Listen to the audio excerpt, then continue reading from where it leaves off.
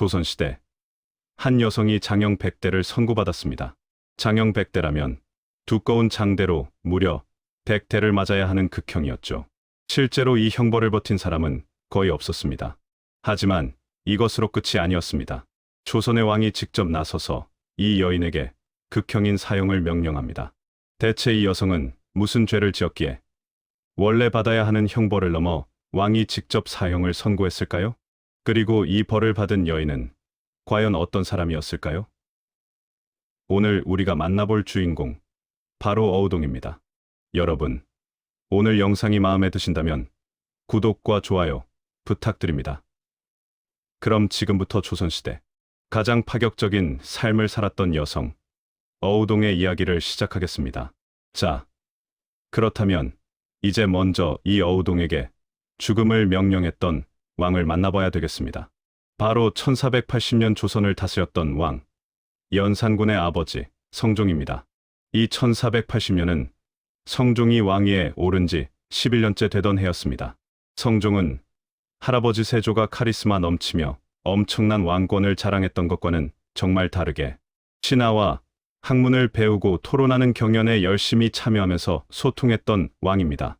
왕도 정치, 정말 왕과 신하가 함께 이야기하면서 평안한 정치를 만들었던 그런 왕이 바로 성종이 되겠습니다. 과연 이 성종 시대에 살았던 어우동이라는 여인, 과연 어떤 사람일까요? 어우동이 태어난 곳은 한양에 있는 지체 높은 양반집이었습니다. 공신 집안에 지금으로 치면 외교부 국장급에 해당하는 승문원 지사까지 지내게 되는 정말 지체 높은 양반, 바로 박윤창이라는 사람의 딸로 태어났습니다. 그녀의 이름은 박어우동이 아니라 박구마로 일단 추정이 되고 있습니다. 그러면 박구마인데 왜 어우동으로 불렸을까요? 그렇다면 이 어우동이라고 하는 것은 이름이 아니라 사람들 입에 오르내렸던 별명, 닉네임으로 볼 수 있지 않을까 하는 생각이 듭니다. 이 어우동의 의미가 뭐냐면 같이 어울려서 콩하다 또는 야무지지 못하다는 그 월동의 잘못된 표기다라는 그 다양한 설이 있는데 오늘은 이제 편의상 어우동이란 이름을 쓰도록 하겠습니다. 조선시대 역사 기록 속에서 여성의 외모를 잘 표현 안 하거든요.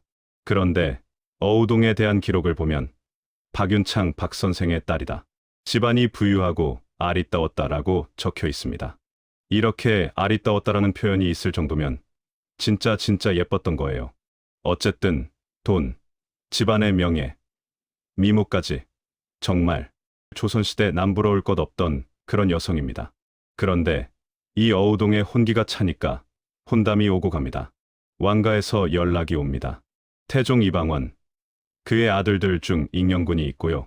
익명군의 아들 태강수 이동, 바로 태종 이방원의 증손자. 두 사람은 혼인을 하게 됩니다. 어우동은 왕족과 결혼을 했기 때문에 남편의 품계와 동일한 오늘날 3급 공무원에 해당하는 정사품 현부인이라는 자귀를 받았고요. 왕실의 족보인 선월로까지 이름을 올리게 됩니다. 양반집 딸에서 왕실의 종친 며느리까지 된 겁니다. 남편과의 사이에서 딸도 낳았습니다. 그런데 얼마 안 가서 그들의 결혼에 풍비박산 나는 사건이 벌어집니다.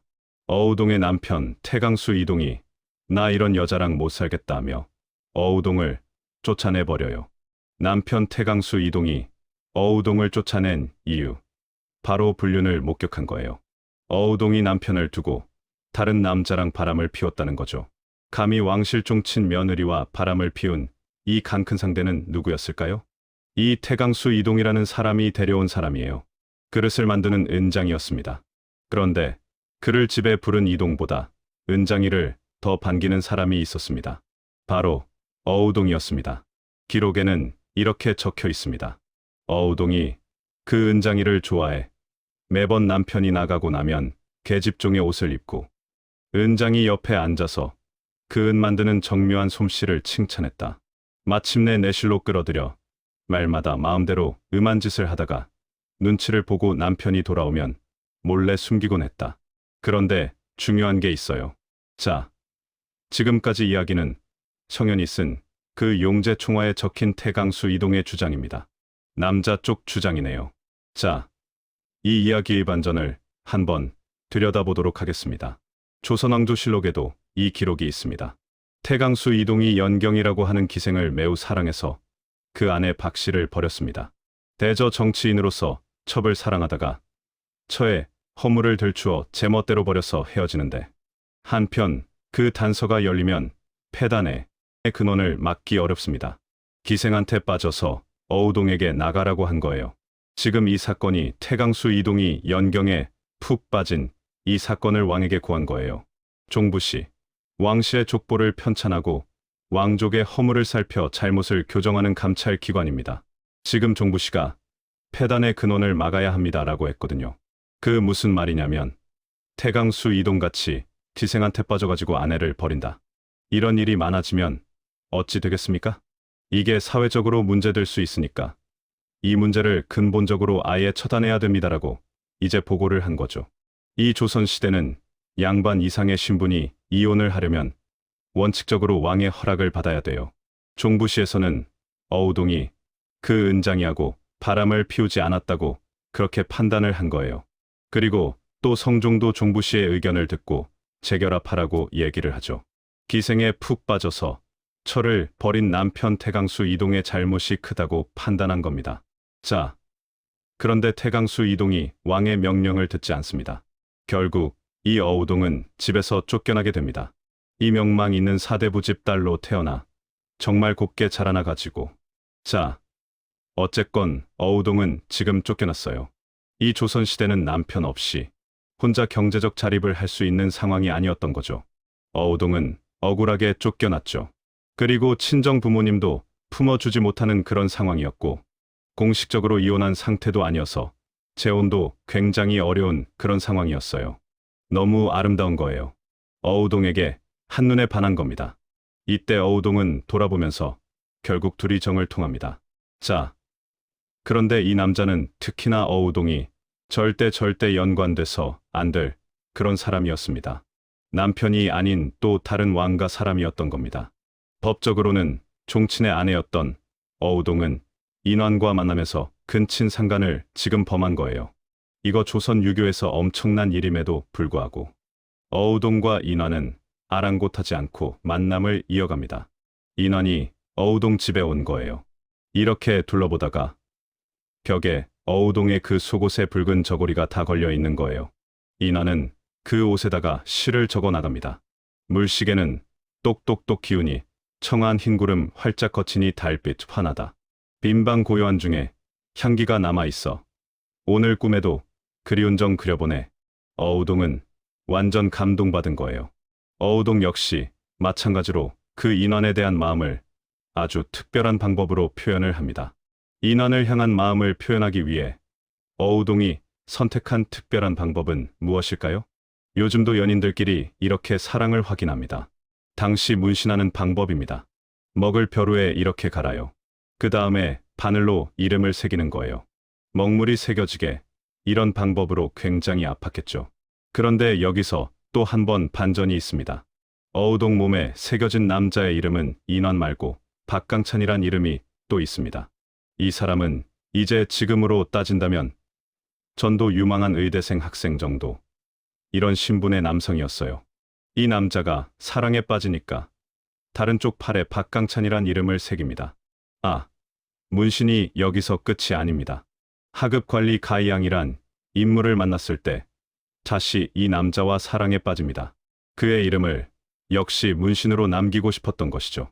이번에는 등입니다. 등에다가 새긴 거예요.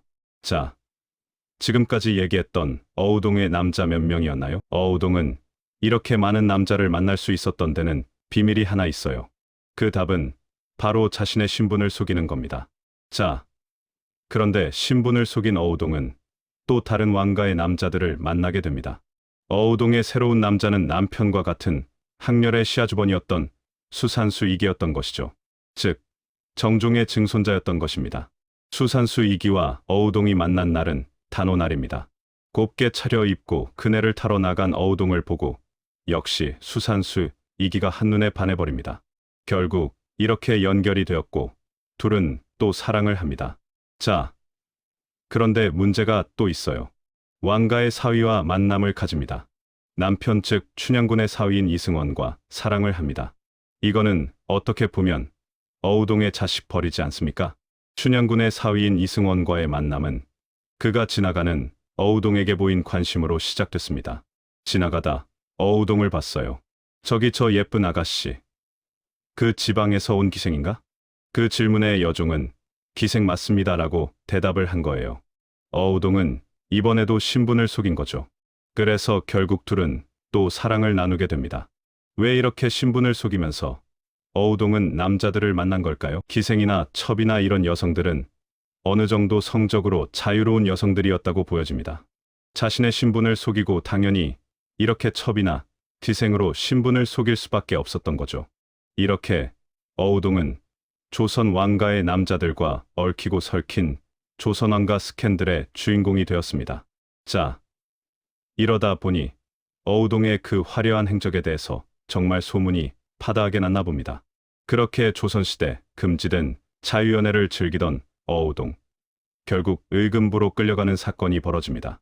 1480년 6월이었습니다. 어우동의 저고리에 그 아름다운 러브레터를 남겼던 그 남자.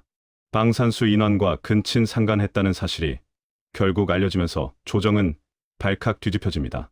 자, 그런데 이때 방산수 인원은 이미 사망한 상태였습니다. 어우동이 도망갔다는 말을 듣고 성종은 화가 머리끝까지 났습니다. 죄가 중한 것을 스스로 알고 도망가 있다니 끝까지 추포하라. 의금부에 붙잡혀온 어우동은 취조를 받게 되는데 그런데 분위기가 심상치 않게 돌아갑니다. 어우동이 간통하고 사실을 숨기고 자백하지 않으니 벌을 가하고 하시옵소서. 자신이 만난 자들의 이름 하나하나 어우동 리스트를 모두 밝힙니다. 숨김없이 있는 대로 다 이야기하면 중죄를 면할 수 있을 것이다. 그러니까 예전에 유감동이란 여성이 간통했음에도 불구하고 죄를 많이 받지 않았다. 예전에 보니까 그런 일 없었어? 그렇게 될 수 있다고 한 거예요. 의금부에 갇혀 있는 어우동은 유감동 같은 그런 결말을 바라면서 어우동과 관계했던 그 남자들을 죄다 실토한 겁니다. 자, 그런데 이게 상황이 세종 때랑 다르네요. 어우동의 충격적인 자백이 쭉 나오자 조정이 난리가 난 거예요. 자, 어떤 이유가 있는지 한번 보도록 하겠습니다. 어우동과 관계한 남자들의 숫자가 너무 많았습니다. 그 숫자는 무려 17명이었습니다. 관계에 따른 남자들이 막 줄줄이 나오는 모습을 보고 조정에서는 이런 얘기까지 나왔습니다. 이 음란하고 방탕한 것이 몸을 파는 천한 기생과 같구나. 이런 얘기가 나올 정도였습니다. 지체 높은 종친의 아내이자 양반가의 딸이 수많은 남성과 도도덕한 행위를 했다. 이거는 뭐. 자, 그런데 어우동의 간통이 더 충격을 준 이유. 두 번째는 장소였습니다. 사랑을 나눈 그 정을 통한 그 장소가 너무 충격적이었습니다. 수산수 이기와 관계를 맺은 곳은 공공기관의 건물이었습니다. 그리고 김이라는 사람과는 길가에 집을 빌려서 정을 통합니다. 지나가다가 우리 사랑할래? 저 집 어때? 빌려서요. 그리고 가장 충격적인 장소가 나옵니다. 가장 충격적인 장소. 바로 조상에 대한 제사를 지내는 사당. 여기서 정을 통한 거예요. 그리고 세 번째 놀란 이유가 있습니다. 어우동이 정을 통한 그 대상들. 그 리스트를 보면 깜짝 놀랍니다. 어우동이 노비와 간통을 했던 겁니다. 신분질서가 어지럽혀지는 것을 정말 금기로 했던 조선에서 신분이 다른 양반집 딸과 노비가 간통을 해. 이거는 정말 사회적 금기에 대한 도전인 거예요. 게다가 하위 신분의 남성이 상위 신분의 여성을 농락한다. 이거는 지배층의 권위에 대한 위협으로 받아들일 수밖에 없었던 것이죠. 결국 어우동이 신분을 가리지 않고 사랑을 나눴다는 것은 조선의 기본 이념을 무시한 행동이었고 그래서 더 큰 문제가 되었던 겁니다. 자, 이러면서 조정 대신들은 사형과 장형으로 나뉘어서 팽팽히 맞서게 됩니다. 양반의 딸이며 종친의 아내로서 음란하고 추잡함을 행하였으니 마땅히 극형에 처하여 온 나라의 주의를 경계해야 합니다. 자, 이에 맞서는 장형파. 이들은 이렇게 얘기합니다. 지금 어우동은 법률상 사형에는 이르지 않으니 청컨대 사형을 감하여 먼 곳으로 유배하소서. 정말 의견이 좁혀지지 않는 가운데 성종은 어우동 문제를 45일 뒤에 다시 논의하기로 합니다. 그 결과가 어떻든 간에 이미 마음속에는 어우동을 죽이려고 했습니다. 어우동의 음란함이 지나쳐 거리낌 없이 자기 마음대로 하였는데, 이런데도 죽이지 않는다면 후인들은 어떻게 깨우치게 하겠느냐? 의금부에 명하여 사유를 갖춰서 아뢰게 하라. 자, 45일 뒤 장영 백대 유배, 남편을 배반하고 도망하여 개가한 법, 이것을 적용해서 교부대시에 처한다. 교부대시한 교형, 즉 사형 중에서 목을 매서 죽이는 형벌입니다.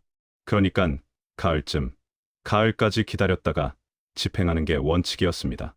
왜냐면 사형을 좀 미뤄가지고 은전이나 감형이나 사면의 혜택을 받을 수 있는 그 마지막 기회를 주는 거예요. 자, 그런데 어우동은 남편을 배신했습니다. 아니잖아요. 남편한테 쫓겨난 거잖아요. 그러면 다시 결혼했습니까? 아니요, 안 했잖아요. 근데 지금 남편을 배신하고 개가한 법을 적용한다? 어우동 상황은 전혀 맞지 않는 법이 지금 딱 나온 거예요. 그런데 성종은 끝까지 결정을 번복하지 않습니다. 왜 그랬냐면 성종은 이렇게 봅니다. 고려 말세의 음란한 풍속이 다시 일어날까 두렵다. 따라서 어우동의 처벌은 단순한 형벌 적용의 문제가 아니라 풍속을 바르게 이끌어가기 위함이다. 결국 명이 내려온 그날 바로 어우동은 교형에 처해지게 됩니다. 하루도 안 기다려주고요. 그럼 같이 사랑을 나눴던 그 남자들은 어떻게 될까요? 놀랍게도 단 한 명도 목숨을 잃은 사람이 없습니다. 한 명도 없었어요.